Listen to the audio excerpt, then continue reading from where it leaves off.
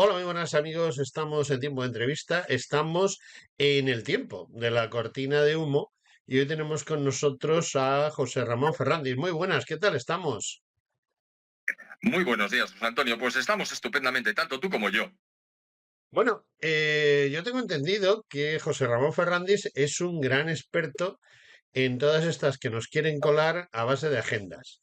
Agendas que las van cambiando el nombre, las van cambiando orientaciones a bote pronto, por aquello de que, claro, la gente se va mosqueando, hay objetivos que no se pueden cumplir en las fechas adecuadas, hay objetivos que no se van a cumplir jamás, salvo que, claro, destruyan Europa. Y entonces, pues yo creo que es bueno que tengamos aquí a José Ramón Fernández porque nos va a ir indicando qué es lo que ha pasado, lo que está pasando y lo que va a pasar. Y normalmente empezamos por el pasado y nos vamos al futuro. Pero yo soy un tío muy raro y le he propuesto a José Ramón que lo hagamos al revés. Es decir, vámonos al futuro, qué es lo que nos quieren hacer colar, y nos vamos a ir hacia atrás tratando de ver qué es lo que nos han colado y lo que no van a conseguir colarnos. De modo que, vamos a ver, José Ramón, tú que eres un gran experto en el tema agenda. ¿Qué es lo último que nos quieren colar? La Agenda 2045, creo. ¿De qué va eso? Bueno, es la continuación de la 2030, que a su vez era la continuación de la 2015, que nunca se llamó así, sino que se llamó Objetivos de Desarrollo del Milenio, porque Ujú. estamos hablando de las fechas de finalización de las planificaciones que organizan los chicos de Naciones Unidas. Y entonces, la primera agenda, que se llamaba Objetivos de Desarrollo del Milenio, empezó con el milenio, en el año 2000. E hicieron 2000-2015. La segunda, que es la que desgraciadamente gravita sobre nosotros, empezó en 2015 para terminar en 2030. De ahí que a los Objetivos de Desarrollo Sostenible, que es el nombre técnico que tiene, se le llame Agenda 2030, porque termina en el año 2030. Pero como la situación está muy mal para ellos, porque el grado de cumplimiento de los objetivos es irrisorio, también lo fue, vamos, mucho peor, luego hablaremos de los objetivos de desarrollo del milenio, que fue una patochada importante, pues han decidido que hay que empujar, hay que salir hacia adelante como sea. Ya en septiembre han mantenido otra reunión, un fin de semana, diciendo, no, esto, los objetivos de desarrollo del 2045, no les han llamado así, pero bueno, porque formalmente todavía no cabe. Estamos en 2024, terminando, pero en 2024 quedan 6 años, tampoco se van a pisar los pies de esa manera, pero ya anuncian que van a incrementar la presión. Y la van a incrementar porque la cosa no funciona. Y no funciona porque no puede funcionar, ya sabes la frase. Lo que no puede ser, no puede ser, y además es imposible. Bueno, pues este es uno de esos casos en los que no va a poder ser. Así es que cuando llegue 2028 y tal, pues saldrán con la cantinela habitual de que hay que incrementar el esfuerzo porque el mundo no está llegando a donde nosotros queremos que llegue. Y entonces, claro, estas son las injerencias de Naciones Unidas. Así es que eso es lo que va a pasar. No es que yo lo sepa, evidentemente, pero es lo más verosímil. Es decir, lo que han venido haciendo desde 1960. Porque en 1960 empezaron con el baile de lanzar múltiples objetivos de carácter social, económico, financiero. Ninguno que tenga algo que ver con el objetivo fundacional de Naciones Unidas, que es uno, preservar la paz en el mundo. Y que, como es evidente, no lo han conseguido. Y no lo han conseguido porque Naciones Unidas no lo va a poder conseguir. Eso solamente lo hacen las grandes potencias, que son las que desarrollan los enfrentamientos importantes. Los pequeños los desarrolla cualquier país que tenga ganas de enfrentarse con el vecino por cualquiera de las razones habituales, ¿no? Ujú. Así que, volviendo al principio, el 2045 terminará la siguiente, que empezará en 2030, y en 2030 terminará la actual, que empezó en el 15, que fue cuando terminó la que empezó en el 2000. Y ahí me callo para que me sigas preguntando. Bueno, vamos a ver. Yo quería empezar por la 2045, pero vamos a tener que empezar por los objetivos de 1960. Yo entiendo que las Naciones Unidas, que se crearon precisamente teóricamente en la finalización de la Segunda Guerra Mundial, es algo que ya tenían previsto hacer para, bueno, pues llevar a todo el mundo por el camino de los que verdaderamente ganaron. No ganaron físicamente porque los muertos los puso la Unión Soviética, sino los que ganaron social y económicamente la Segunda Guerra Mundial, destruyendo todos los planteamientos y todo lo que se había hecho en Europa. Primero querían eh, convertir, parece ser Alemania, Austria y demás, todos los países que habían intervenido en el centro de Europa, en países agrícolas y con unas muy restringidas situaciones. Pero luego el fantasma de los soviets, pues les puso en que había que crear, y eso ahora tú me lo refrendas si estoy o no equivocado, tuvieron que crear el estado del bienestar. El estado del bienestar es la única manera solucionable de parar esa invasión comunista que venía para acá. El problema es que, claro, con los planteamientos que existen en Estados Unidos, era improbable crear el estado de bienestar en Europa. De modo que tuvieron que echar mano de los planteamientos nazifascistas y ponerlos en marcha, diciendo que eso se llamaba socialdemocracia. Una cosa muy extraña, porque los planteamientos y lo que se hizo era realmente el estado de bienestar que quería crear el neofascismo, pero disfrazándolo de socialdemocracia. Y así, pues tratar de luchar en primera instancia contra el comunismo. Ya sé que me he salido un poquito del tema, pero es un poco para justificar cuáles son los planteamientos de 1960, cuando ven que funciona el estado del bienestar, pero que eso algún día tendrán que terminarlo porque terminarán con la Unión Soviética. ¿Ando muy descaminado o no? Vamos a ver, es cuestión de enfoque en realidad. Todo esto empezó, vamos, no, luego hablaremos de la Sociedad de Naciones si tú quieres, Sí. que se creó en 1919 para que no se reprodujera una Segunda Guerra Mundial después de la terrible Primera Guerra Mundial. Como sabes, el éxito fue poco. No, hablaremos, por ejemplo, de la Carta del Atlántico. Yo creo que ahí está el principio. En Terranova se reunieron los máximos dirigentes de los Estados Unidos y del Reino Unido de la Gran Bretaña para establecer el marco. Lo hicieron, me parece recordar, que fue en el 44, cuando ya se veía, 1944, perdón, cuando ya se veía que la Segunda Guerra Mundial iba a terminar con la derrota de las fuerzas del eje. Y bueno, pues ahora, ¿qué vamos a hacer? Y claro, tendrían muy presente el fiasco espantoso de la Sociedad de Naciones y decidieron que, bueno, que en principio, para que no volviera a repetirse una Segunda Guerra Mundial tan terrorífica como fue, como al final resultó ser la segunda, habría que crear un organismo. Ese organismo se creó en octubre de 1945 en San Francisco y se llamó Organización de las Naciones Unidas. Y que reprodujo algunos de los errores fundamentales, pero no todos, que tuvo la Sociedad de Naciones, como son dejar de lado a los perdedores en el 45 y ya habían sido derrotados. Estoy hablando de octubre. La derrota fue en agosto por parte de Japón y en mayo por parte de Alemania. Los miembros del eje, ya solamente quedaba Alemania como potencia. Y entonces decidieron que Naciones Unidas, que de momento Japón y Alemania que no pintaban nada. Bueno, eso fue el error de la Sociedad de Naciones, que los que perdieron la guerra no pintaban nada, Alemania no pintaba nada, Turquía no pintaba nada, los mantuvieron al margen y eso fue uno de los errores. No fue el más grave, no nos vamos a desviar, pero el grandísimo error de la Sociedad de Naciones fue que el Senado norteamericano no autorizó al presidente Woodrow Wilson, que era el padre de la criatura de la Sociedad de Naciones, a pertenecer a la Sociedad de Naciones, con lo cual la paradoja es que el que la creó o el que la auspició vio como su país no participaba y por tanto no enviaba fondos ni al respaldo. Claro, si los Estados Unidos, que ya en la época eran una gran potencia, no respaldaba a la Sociedad de Naciones, aquello estaba condenado. Y de hecho lo estuvo. No solo por eso, pero bueno, ya hablaremos. No, ahora hablamos de la Segunda Guerra Mundial, la Sociedad, Naciones Unidas, la Organización de Naciones Unidas, cuyo objetivo era, oiga, esto no se puede repetir.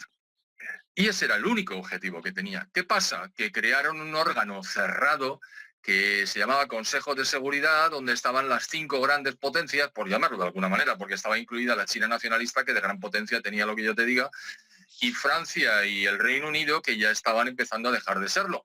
Pero bueno, aquello fue un mano a mano entre los Estados Unidos y la Unión Soviética. Y al principio eran 58 países, me parece recordar.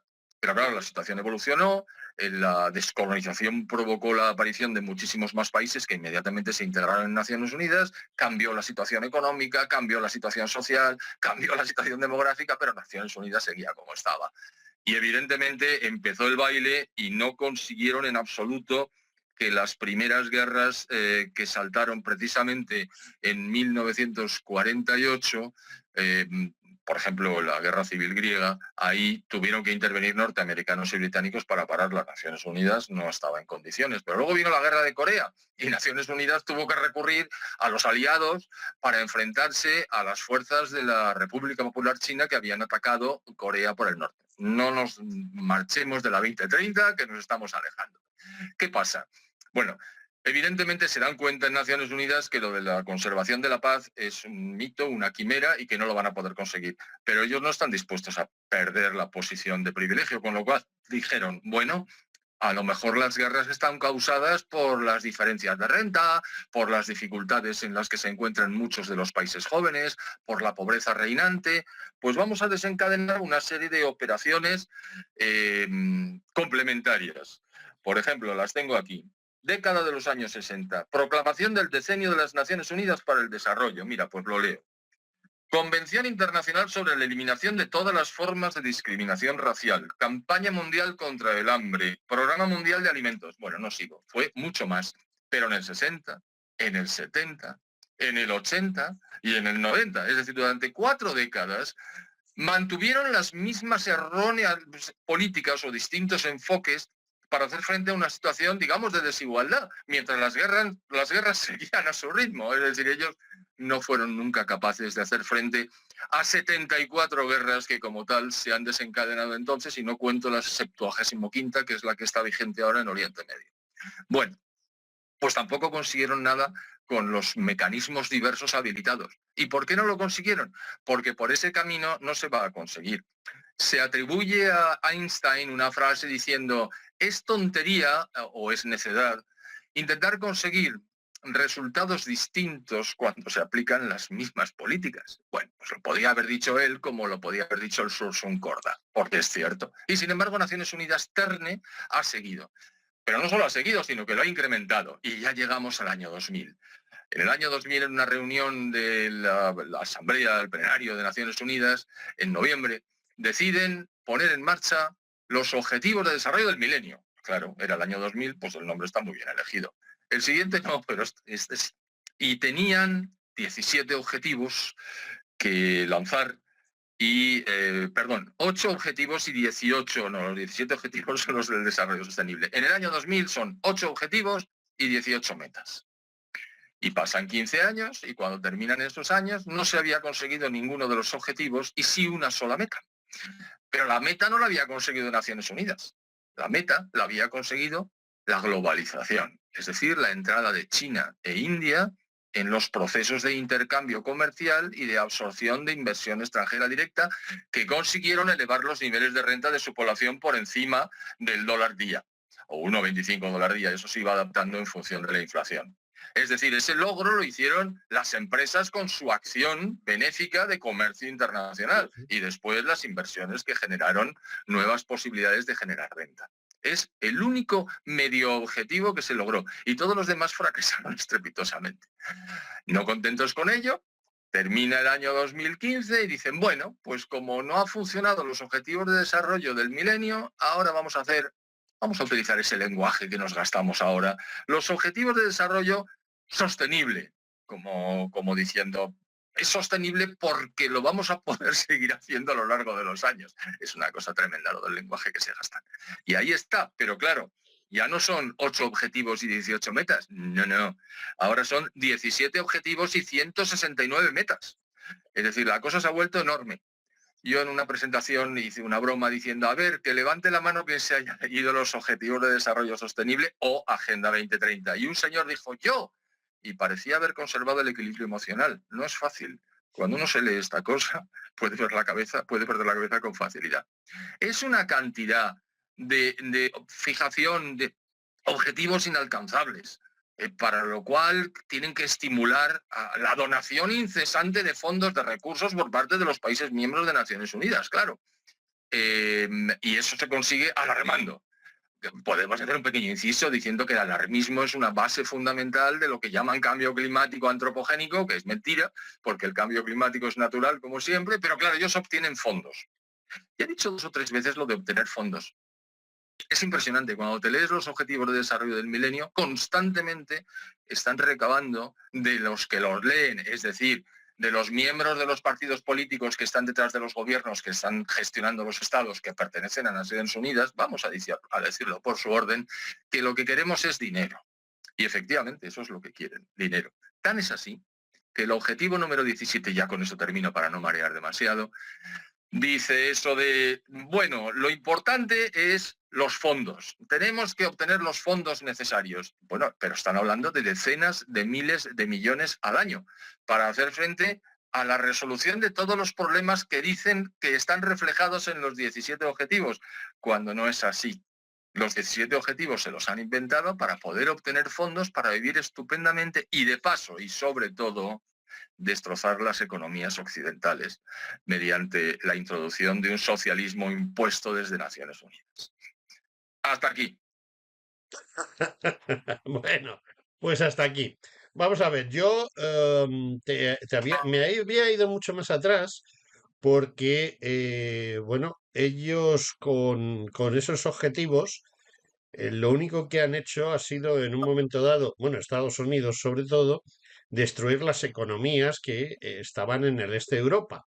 Ahora están tratando de destruir las economías occidentales cuando las otras están empezando a resurgir, precisamente porque Rusia y los países que siguen en su brecha, pues pasan olímpicamente de todos estos rollos de la ONU, pero pasar, o sea, eso es lo que yo entiendo. O sea, el señor Putin no va a seguir ninguno de los objetivos maravillosos esos que dices que además la gente no conoce. Pero lo que sí es cierto es que en cada país, pues hay unos cuantos individuos que misteriosamente han conseguido el poder.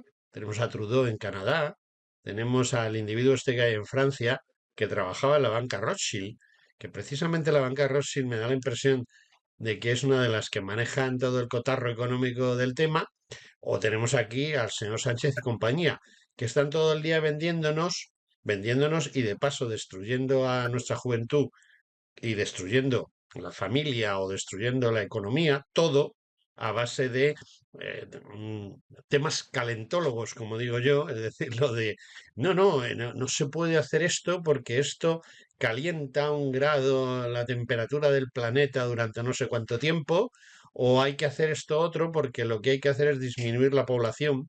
Uno de los grandes objetivos, además creo, de la ONU, ¿no? O sea, de volver a 500 millones de habitantes, etcétera.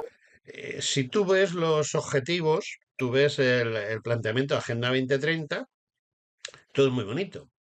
O sea, que desaparezca la pobreza, que todo el mundo pueda comer, que todo el mundo sea feliz y todo ese tipo de cosas, a base de restringir las libertades, por un lado, y por otro lado, de eliminar precisamente los medios de producción, porque eliminarlos y sustituirlos por otros calentólogos, como lo del el coche eléctrico, ese gran invento del 2020, cuando en 1900 ya había coches eléctricos.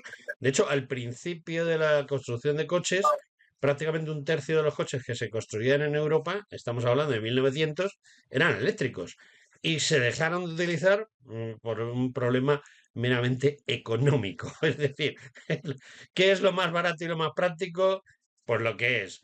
¿Y qué contamina más y qué contamina menos? Pues resulta que al final la gasolina contamina bastante menos que construir baterías y destruir esas baterías cuando dejan de funcionar.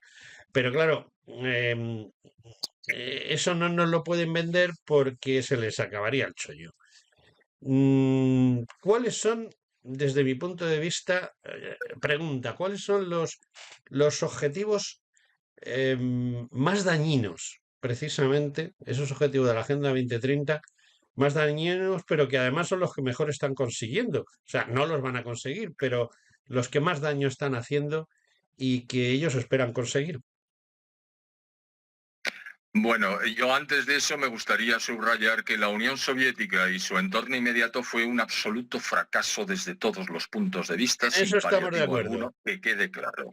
Sí, sí, sí, sí, Que estamos de quede acuerdo. claro, los países del Consejo de Ayuda Mutua Económica, en cuanto han podido, se han liberado del yugo de la Unión Soviética y se han integrado con gran alegría y enorme felicidad de sus poblaciones en organizaciones que justamente estuvieron frente a la Unión Soviética combatiéndola. La Unión Soviética cayó porque no podía continuar. Es decir, tú no puedes arbitrar los precios sacando el dedo por la ventana y diciendo, pues a este le voy a poner un precio de y que la gente obedezca. No, mire usted, la economía funciona de otra manera. Los precios son precisamente los reguladores de la producción. Y si usted arbitra soluciones alternativas, la producción se va al carajo. Y eso fue lo que ocurrió, aparte de una serie de intervenciones que generaron enormes mortandades en todos los países donde se ha instituido el sistema. Así que eso que quede claro. Ahora los países del este, los llamados países del este, están creciendo a tasas, claro, parten de una base inferior. Aquí tenemos un efecto estadístico. Si partes de una base inferior en cuanto a los niveles de Producto Interior Bruto o de renta, tu crecimiento va a ser más rápido que aquellos que parten de un nivel más alto. Eso es pura lógica estadística. Pero en cualquier caso, han aplicado con menos atención, ya lo habías dicho, a los criterios de Naciones Unidas, los sistemas de crecimiento internos de sus propias economías. Y desde luego hay países que se oponen frontalmente, no ya solo a Naciones Unidas, que simplemente pasan, se ponen de perfil, sino a la Comisión de la Unión Europea, que es un tema que si lo tocamos hoy dejamos de hablar de otro porque tiene mucha chicha y es absolutamente exagerado lo que se está haciendo. Vamos, de alguna manera están reproduciendo los esquemas de la Unión Soviética, pero con sonrisa von der Leyen. Es una cosa terrorífica.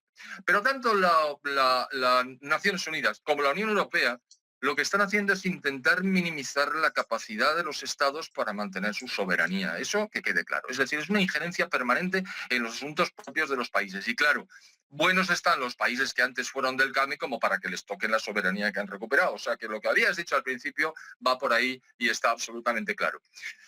¿Que ¿Cuál es el objetivo más dañino? Pues sin duda alguna el número 13, que es precisamente el de, a ver si es el número 13 o no es el número 13, que yo lo tengo por algún lado.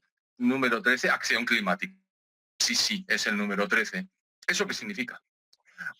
Pues mira, desde 1972, Naciones Unidas está empezando a lanzar, en colusión con las grandes fortunas, una de las cuales has mencionado, pero normalmente al principio estaban todas integradas en clubes privados del tipo del Club de Roma, el Club Bilderberg, es decir, todas estas agrupaciones de riquísimos, no ya de ricos, que intentan modelar la sociedad según les parece, porque a lo que ocurre es que mucha gente cuando tiene una enorme cantidad de recursos, pues decide que los quiere utilizar para que se haga lo que ellos piensan, en vez de dedicarse a hacer el bien, como por ejemplo Amancio Ortega, que es un señor que tiene muchos recursos y que simplemente dona parte de ellos para que funcione mejor la sanidad pública. Oiga, chapó. No, estos junto con Naciones Unidas han decidido que van a destruir las economías occidentales para sustituirlas por un foco director de orden claramente socialista radicado en Naciones Unidas que va a decir qué es lo que tenemos que hacer. ¿Y qué es lo que tenemos que hacer?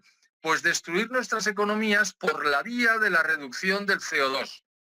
Y dirás, pero bueno, ¿qué tiene que ver una...? Tú lo sabes, pero a lo mejor algunas personas no dicen, ¿pero qué tiene que ver el CO2 con esto? Pues muy fácil. Desde el principio, desde el año 72, pero sobre todo desde 1989, en que se inventó el palo de hockey, se ha intentado establecer una correlación positiva y una causación entre las emisiones de CO2 como consecuencia de la actividad económica e industrial de los países más avanzados y un calentamiento que dicen que los hombres han provocado en la atmósfera, como si ese calentamiento fuera a tener efectos negativos per se. Claro, ya se han encargado, ya decíamos antes, el alarmismo permanente de Naciones Unidas. Uy, es que se va a incrementar la temperatura de la Tierra 5 grados. ¿Cómo llegan a los 5 grados? Sacando el dedo húmedo por la ventana, exactamente igual que el Comité Central del Partido Comunista de la Unión Soviética cuando había que determinar los precios. Uy, y esa subida de 5 grados de temperatura va a derretir los polos. Y claro, si derrite los polos, hago un pequeño inciso, que se derrita el polo norte da exactamente igual a efectos de incremento del nivel del mar, cierro el paréntesis. Pero si se derrite Groenlandia, o todos los hielos que están sobre la roca en Groenlandia, que es una isla, o los hielos que están sobre la roca de la Antártida, que es otra gigantesca isla, claro, entonces el nivel del mar se va a elevar en una cantidad de, atención, 56 metros. Y claro, si se eleva el nivel del mar 56 metros, vamos a morir, pero como conejillos, porque normalmente las ciudades más importantes están, menos Madrid, la verdad, están a la orilla del mar porque originalmente el comercio y las relaciones entre los países se hacían a través de los barcos, porque era prácticamente imposible. Hasta que llegó el Imperio Romano, no empezó a haber calzadas decentes, hacerlo por en medio de los montes y de los bosques. Por tanto, las ciudades están en la costa. Y claro, si sube 56 metros el nivel del mar, pues yo, que he nacido en Valencia, pues me tendría que subir a la Torre de Valencia para ver cómo el agua llevaba mis tobillos. Eso es falso. Pero como es falso que haya cada vez más huracanes, que los huracanes sean cada vez más fuertes, que va a haber grandes hambrunas, que va a haber incendios, que va a haber sequías, que va a haber inundaciones, da igual, se trata de asustar al personal para colar que hay que reducir las emisiones de CO2. ¿Y cómo se reducen las emisiones de CO2? Ah, bueno, porque el CO2 es un gas de efecto invernadero. Es el gas que, según ellos, los calentólogos, con el incremento de su porcentaje en la atmósfera, se iba a provocar una elevación de temperatura que iba a derretir los polos. Esa es la lógica. Por tanto, si no elevamos el nivel de CO2 en la atmósfera, nunca alcanzaremos la temperatura de 5 grados, que es la que desencadenará esta terrorífica situación. Oiga, no me sea usted de porra. Verá. Los gases de efecto invernadero son varios y el CO2 no es el más importante, no, es el segundo. El CO2 es el 3,78% de los gases de efecto invernadero y el resto es el metano, no sé cuánto es tal, pero el 95% es el vapor de agua. Y el vapor de agua está ahí y el ser humano no genera agua, ¿vale? No crea vapor de agua. El vapor de agua no se crea ni se destruye, se transforma como la energía. Bien, como al vapor de agua no le pueden tocar las narices porque está ahí, tocan las narices al CO2 y no hablan del vapor de agua porque se les estropea la historia. Y dicen, no, no, hay que reducir el CO2. Pero mira por dónde en los propios organismos de Naciones Unidas metieron la pata y en su día permitieron que saliera un documento que decía que el 97,1% del CO2 que había en la atmósfera era de origen natural y que solamente el 2,9% era antropogénico, es decir, generado por el antropo. El antropo somos tú y yo y todos los demás, es decir, los hombres en griego. Por lo tanto, no tiene fundamento la política. Bueno, pues quitaron el documento y siguen machacándonos con la abrumadora presencia de los medios de comunicación de masas pagados al respecto para que digan lo que se quiere decir desde Naciones Unidas, que ha creado un organismo en el año 88 que se llama IPCC, que se dedica exclusivamente a demostrar que es el ser humano, a través de la emisión de CO2, el que está elevando las temperaturas.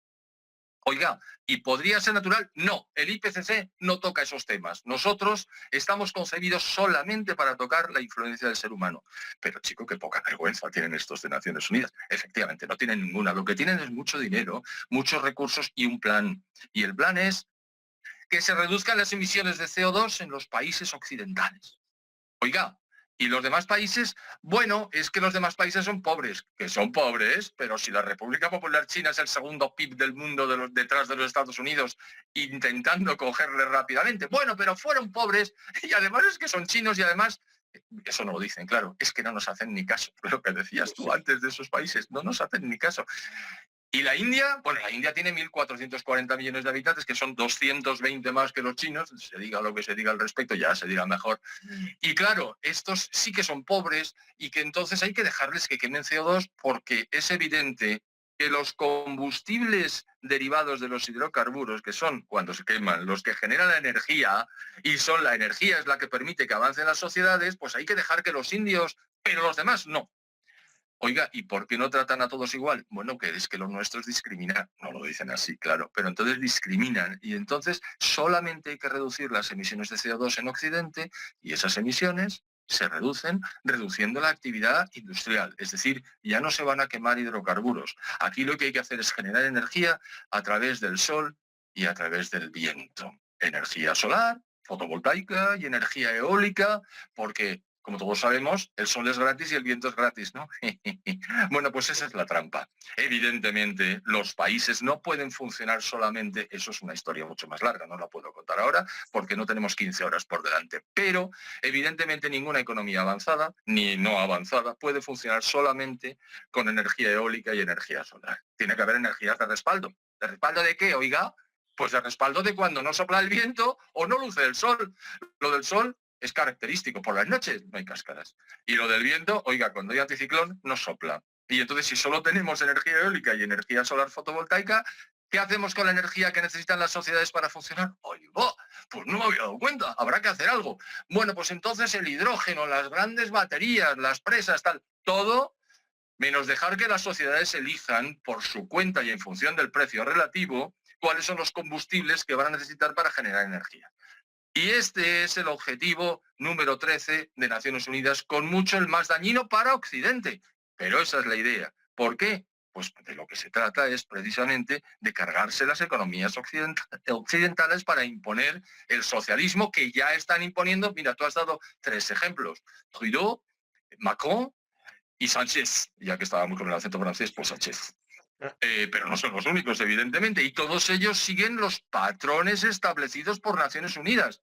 Y en el caso de Macron, que es Francia, y Sánchez, que es España, los que ha establecido la Comisión de la Unión Europea, que bebe de las fuentes de Naciones Unidas para apretar las tuercas de todos los países y decidir desde Bruselas lo que nos conviene a todos.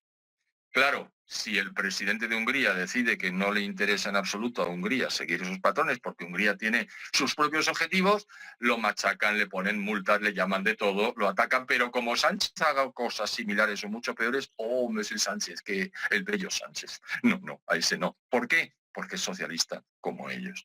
Y esa es la situación. Yo creo que la gente se puede ir dando cuenta de que Naciones Unidas está controladísima por una serie de grupos de presión. Por ejemplo, hay 56 países que obedecen a las decisiones que adopta lo que en su día fue la Conferencia Islámica y ahora es el Organismo de Cooperación Islámico. Y esos votos van todos juntitos. Y luego hay una serie de países que son muy pequeños y que tienen que votar. Y el voto de Vanuatu vale lo mismo que el voto de los Estados Unidos. Y el voto de Guinea, de Nueva Guinea, por decir así, vale lo mismo que el voto de la República Popular China. Y el voto de cualquier otro país pequeñito que sea miembro de la ONU vale lo mismo que el de Rusia. ¿Por qué? Porque un país, un voto. Y con un sistema como ese, esos votos de países tan pequeños y tan necesitados, oiga, pues es fácil conseguirlos. Y claro, si Naciones Unidas, la Asamblea General va a funcionar así, y el Consejo de Seguridad, donde hay 15 países, 5 de los cuales tienen derecho de veto y son miembros permanentes, cuando hay que tomar una decisión importante, ahora ya volvemos al objetivo original, que es mantener la paz, el derecho de veto existe. ¿Y quién puede ejercer el derecho de veto? Los Estados Unidos, Rusia como heredera de la Unión Soviética, la República Popular China que adquirió los derechos de la República de China, la Gran Bretaña, el Reino Unido de la Gran Bretaña y Francia. Si alguno de ellos dice esto no se va a hacer, ya puede decir misa la Asamblea General, porque entonces eso no se hace. Y claro, con un sistema de control como ese, evidentemente Rusia controla por completo las decisiones que se adopten, las que no controle Rusia las controlará la República Popular China y si no los Estados Unidos.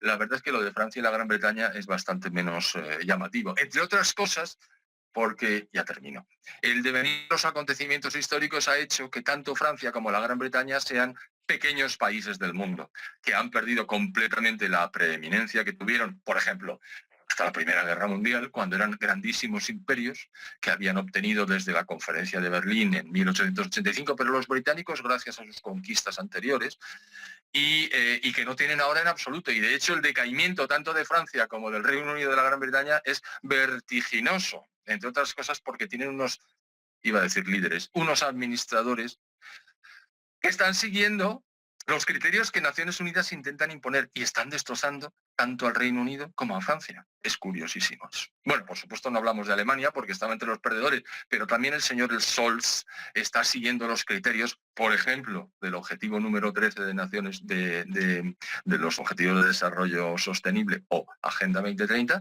y está destrozando a Alemania, que trimestre tras trimestre va decreciendo su Producto Interior Bruto como consecuencia de la sustitución de los combustibles derivados de los hidrocarburos o del carbón y sustituyéndolo por el sol y el viento. Y entonces los alemanes se van a enterar este invierno que viene frío. Bueno, lo estarán sustituyendo por el viento, porque el sol en Alemania no es precisamente lo más habitual. No, no, no, la latitud no les ayuda, ¿no? No, ni a ellos No. ni a los de la Gran Bretaña, que son como los caracoles. Tampoco. Cuando sale el sol se ponen todos ahí. Y ya está. No, Bueno, hay un predominio de la eólica en la Gran Bretaña muy considerable, pero están teniendo que cerrar grandes plantas industriales una detrás de otra y perdiendo toda la competitividad de sus empresas porque el precio, mira que era gratis el viento, ¿verdad? Pues no, no. El precio de la energía eólica dispara los costes y entonces las empresas no pueden funcionar perdiendo o no obteniendo beneficios año tras año, tienen que cerrar y eso genera pérdida de PIB, eso genera paro y eso genera pérdida de posición relativa en el mundo, que es como hemos empezado a hablar. El Reino Unido de la Gran Bretaña se hunde en la miseria, punto.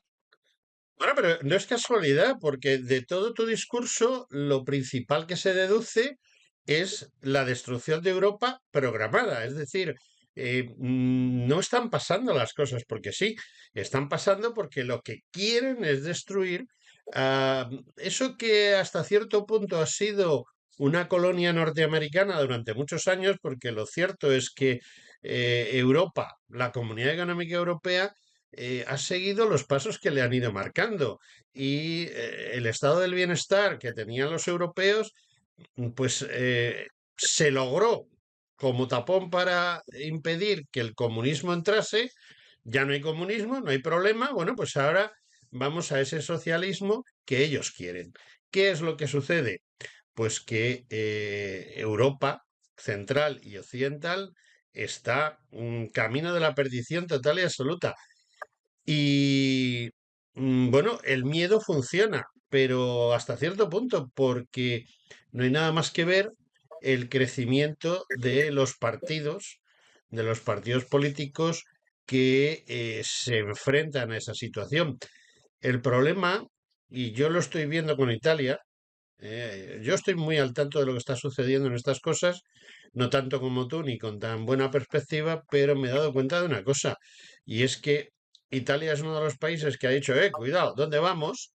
Y la gente se ha puesto a votar a una opción no social comunista y han puesto a una señora que está tomando una serie de medidas, pero que no las está tomando bien. El ejemplo lo de Albania, donde mando allí a los negritos a los noruegos que me vienen y luego resulta que no, porque tal.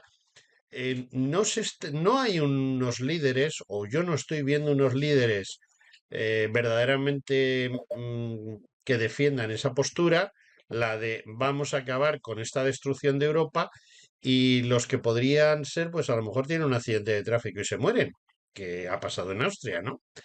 Y sin embargo estoy viendo a una señora como la Meloni, o estoy viendo en nuestro país a otro señor que eran muy echados para adelante y que ahora resulta que se adaptan muy bien a determinadas políticas. No lo sé, no sé qué es lo que está Bueno, pasando, pero ¿tú crees que Europa, los europeos, ese 30% de europeos que ya han dicho, hasta aquí, van a conseguir algo? a ver, me gustaría empezar por lo que has comentado de la colonia europea de los Estados Unidos. Aquí yo noto o aprecio o veo o percibo, porque decir aprecio, ese término es bionívoco, no, deja. Vamos a decir que he notado desde hace algún tiempo ataques incesantes a los Estados Unidos como potencia colonial invasora y que además condiciona el funcionamiento de los países de Europa occidental. Bueno, la Primera Guerra Mundial terminó cuando los Estados Unidos entraron, que no querían. Pero bueno, en el 1917 hubo un hundimiento de un buque y eso ya provocó el Lusitania, en fin. En la Segunda Guerra Mundial tampoco querían, pero entraron porque Churchill consiguió convencer a Roosevelt con argumentos objetivos y además se dieron cuenta de que la situación no estaba cómoda. Llegaron los norteamericanos que habían abierto ya un frente en el sur de Europa, en Italia. Abrieron el segundo en Normandía por indicación de Stalin, que era el que quería que se abriera por Normandía. Ojo, que el resto de los aliados quería que se abriera en el Cantábrico, o sea, que en el norte de España. Vamos a ver si... Stalin de vez en cuando tomó decisiones que favorecieron. No quería él, evidentemente, porque le zurramos la banana. Pero bueno. Y entonces los Estados Unidos llegaron y con su sangre y la sangre de sus chicos, que eran los soldados norteamericanos, contribuyeron notabilísimamente a vencer, por supuesto con la Unión Soviética al otro lado, al ejército alemán, a la Wehrmacht y a la Luftwaffe. Ojo, si la Unión Soviética fue capaz de vencer en su frente, entre otras cosas importantísimas, fue por la ley de préstamo y arriendo que los Estados Unidos establecieron para suministrar equipos, alimentos, combustible, armamento, todo lo que era necesario para que el Ejército Rojo pudiera recuperarse de las pérdidas iniciales en su frente occidental, que era el frente oriental alemán. Es decir, los Estados Unidos han dado sangre y dinero.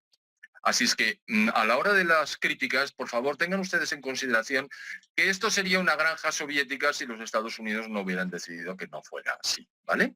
Uno.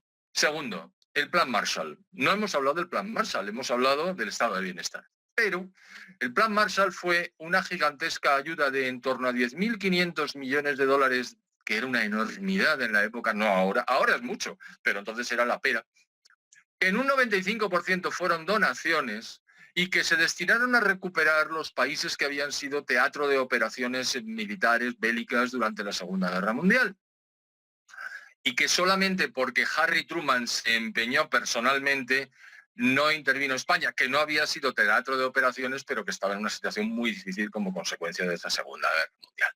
Y los americanos entregaron esos fondos en parte para evitar que las mentiras comunistas prendieran en los países destrozados de la Segunda Guerra Mundial. Hay que tener en cuenta que la Unión Soviética era un maestro de la propaganda y, por supuesto, del terror. Y entre las dos cosas consiguió llegar el Ejército Rojo hasta la frontera del Elba y ahí se quedaron hasta 1990, porque en el 91 ya cayó la Unión Soviética y fue sustituida por Rusia y la historia es otra. Bien, entonces la situación en la que se encontraba Europa era de dependencia de los recursos financieros originales de los norteamericanos, pero originales e iniciales, luego no.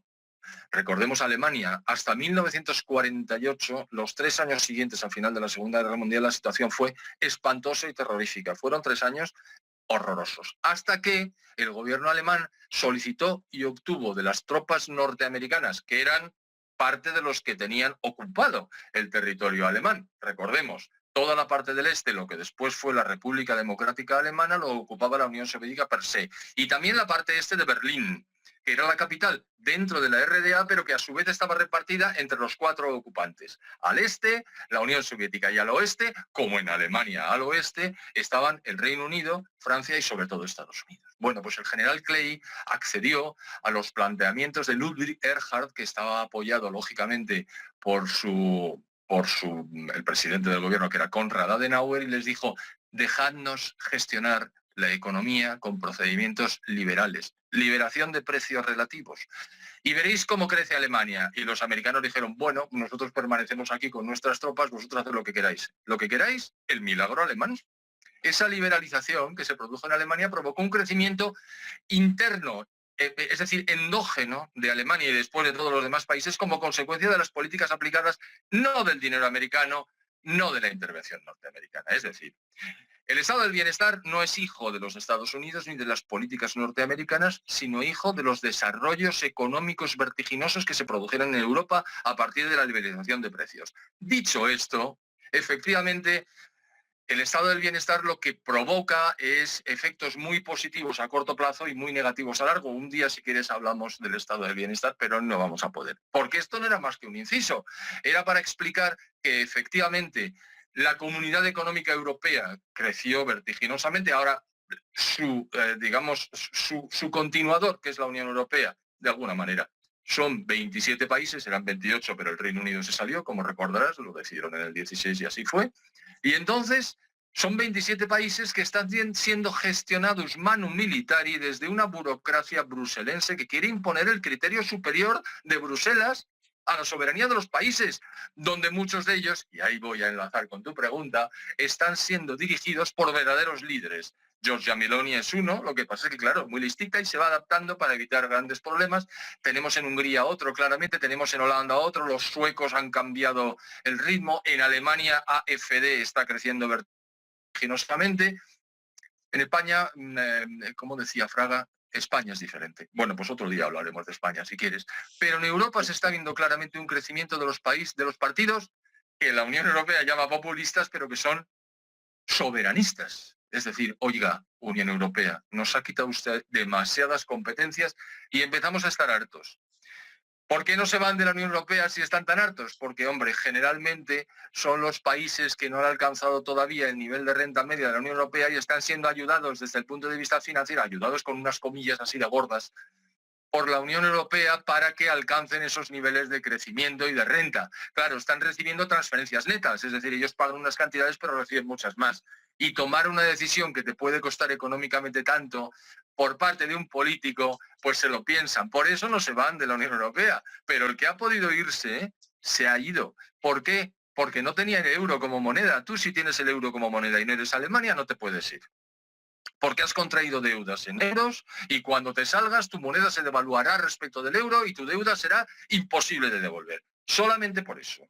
¿Vale? ¿Y qué pasó con la Gran Bretaña? Pues que mantenía la libra. Anda. ¿Y Suecia qué hace? Pues mantiene la corona. Y Polonia, pues hay varios países, por ejemplo Hungría, que mantiene el forint, es decir, el forinto su moneda. Y no tendría tantos problemas financieros respecto de su deuda para salir. Pero como está recibiendo fondos, los suecos no están recibiendo fondos. La gente no habla mucho de esto. Puede llegar un momento que en Suecia diga, ¿sabe qué? Pues que me voy con Noruega, que es mi vecino de toda la vida aquí en la península escandinava, y lo de Unión Europea, que me viene maravillosamente para que los aranceles de las exportaciones al resto de la Unión Europea sean cero y no la tarifa exterior común que me aplicarían. Esto es una cosa técnica, pero quiero decir que se pierde mucho dinero en los intercambios comerciales. Pues si no fuera porque se pierde mucho dinero en los intercambios comerciales y que los países más pobres, que además muchos de ellos están en el euro, pero eso es otra historia, perderían también esos recursos que transfiere la Unión Europea, se largarían.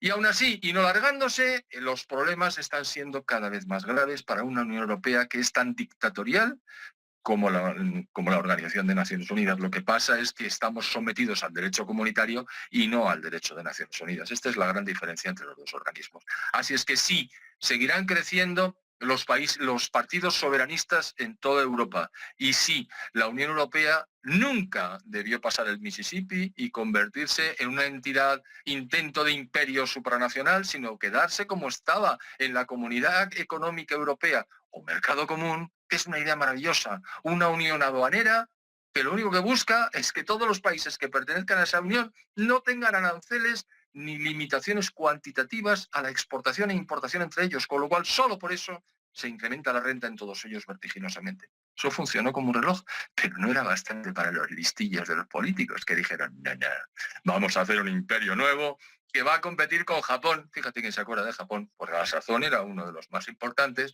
y vamos a competir con Estados Unidos y los vamos a barrer. Y entonces, como la República Popular China todavía no había alcanzado ese predicamento, ni se hablaba. Y Rusia estaba saliendo de su descomposición después de la caída de la Unión Soviética y tampoco se hablaba. Y dijo la Comisión de la Unión Europea que se acaba de que, ¡ah! El mundo es nuestro. Y lo que va a ser suyo es el total y absoluto decaimiento de los países miembros, a menos que se dé un golpe de timón. Oye, se está consiguiendo. Has hablado de los coches eléctricos.